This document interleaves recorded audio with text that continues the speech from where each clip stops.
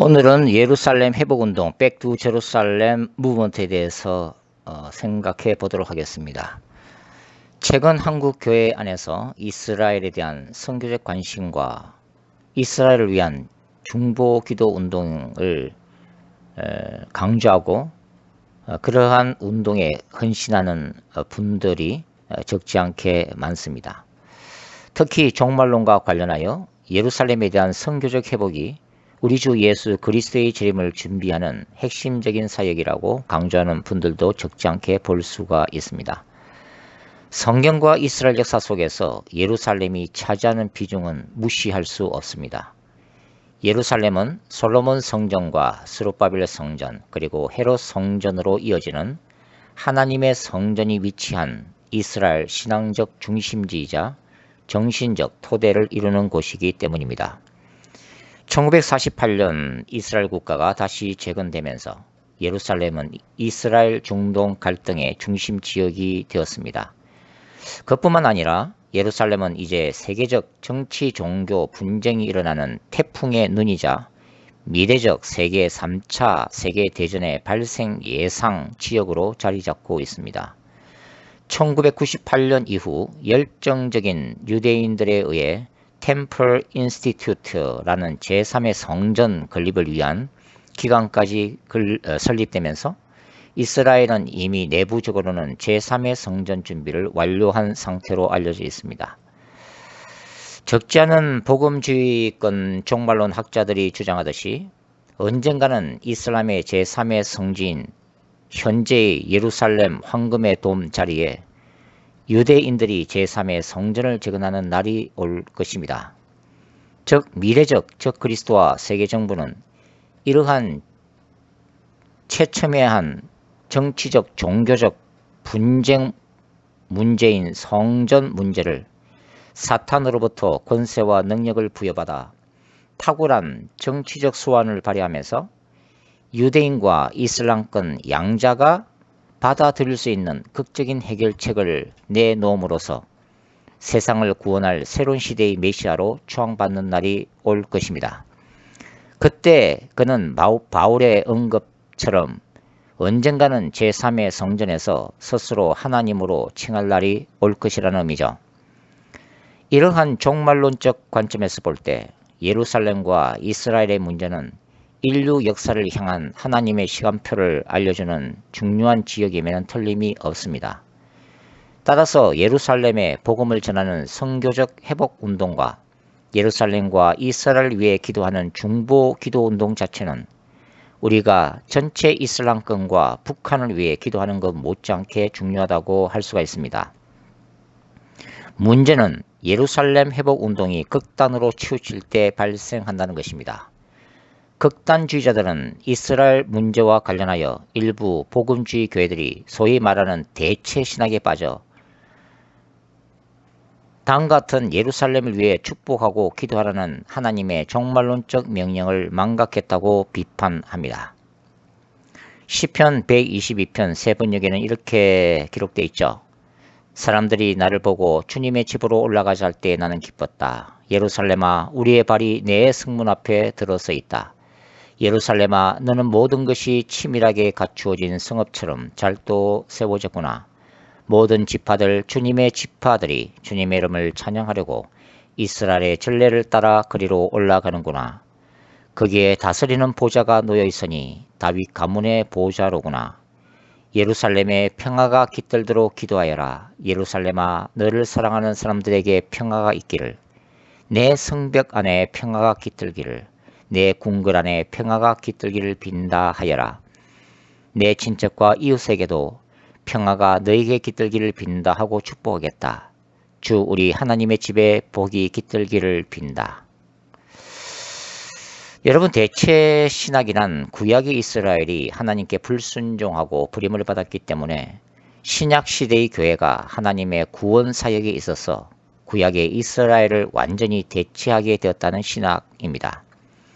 그러나 성경은 대체 신학을 가르친 적이 없습니다. 바울의 교회로는 그리스도의 복음을 받아들인 이방인들로만 구성되는 교회가 아니라 궁극적으로 이방인과 유대인이 유대인과 이방인이 예수 그리스도 안에서 하나 되는 교회 공동체를 에베소서 2장과 3장에서 말하고 있기 때문입니다. 사도 바울은 로마서 9장부터 11장을 통해 종말의 때에 버림받았던 것처럼 보였던 이스라엘의 남은 자들이 하나님의 놀라운 경륜 가운데 종말론적 구원을 받게 될 것임을 로마서 11장 25절부터 32절에 걸쳐 역설하고 있습니다. 저는 이러한 마지막 때의 영혼 추수가 예루살렘에서의 두 정인적 사역을 통해 성취되리라고 봅니다. 계시록 11장 13절이죠.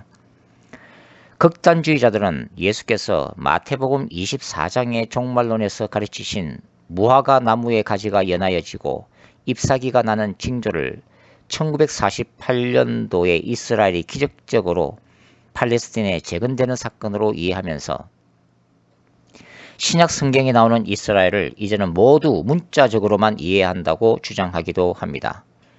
예전에는 지구상에 역사적 이스라엘이 사라지고 없었기 때문에 상징적으로만 이스라엘에 대한 예언서를 해석했지만 이제는 이스라엘 국가가 실제로 존재하기 때문이라는 이유에서입니다. 그러나 올바른 성경 해석학은 국가적 이스라엘의 존재 여부와 상관없이 성경 본문의 전후 문맥과 성경 저자의 의도에 따라 어떤 경우에는 상징적으로 또 어떤 경우에는 문자적으로 해석하는 방법론임을 기억해야 합니다. 위에서 언급한 무화과 징조 또한 마태복음 24장에서는 예수께서 말씀하신 그 이전의 모든 징조들, 즉 사람의 미혹, 나라와 민족들의 전쟁, 기근과 재난, 적그리스도, 그리고 대환란적 사건들 그 모두를 다 의미하고 있습니다. 마태복음 24장 4절부터 28절 말씀까지죠.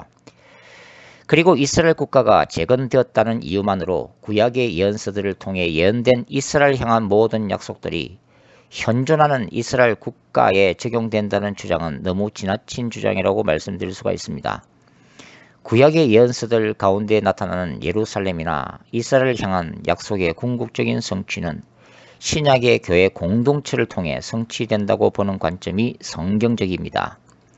구약의 예언서들은 묵시적이고 상징적인 문학적 표현들로 가득 차 있기 때문이고 그 모든 것들은 결국 이방인과 유대인이 하나 되는 교회 공동체에 집중이 되어 있기 때문입니다.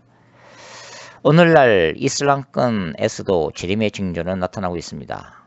즉 적지 않은 선교 보고서에 따르면 무슬림들이 꿈과 환상을 통해 나타나신 예수 그리스도나 천사들의 계시를 받고 개종하고 있는 현상들입니다.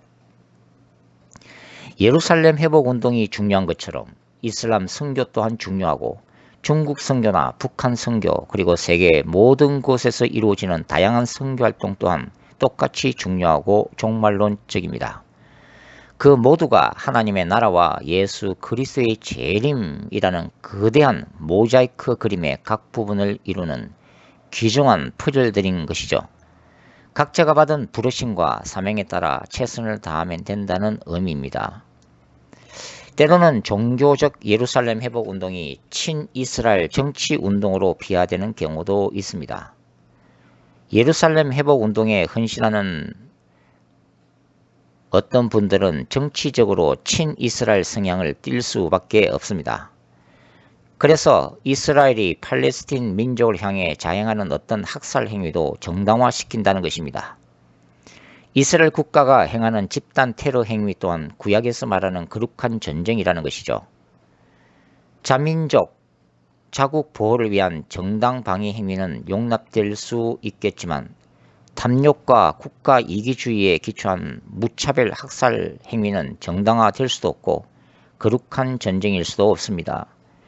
구약은 이스라엘이 하나님의 뜻을 불순종했을 때 단호히 그들을 심판하셨던 전쟁하시는 하나님이심도 잊어서는 안 된다는 거죠. 오늘날 이스라엘 안에서 메시아닉 주들이 일어나고 있으면 귀한 일입니다. 메시아닉 주는 유대교에서 기독교로 개종한 유대인 그룹입니다. 그러나 메시아닉 주들이 추구하는 신학 자체는 문제가 있음을 주목해야 합니다. 대부분의 메시아닉 주들은 유대교의 테두리에 머물면서 예수님을 구원자로 고백하는 사람들입니다. 즉 유대교의 정통 율법들과 종교적 행위들을 그대로 답습하면서 예수님을 메시아로 영접하고 있다는 것입니다.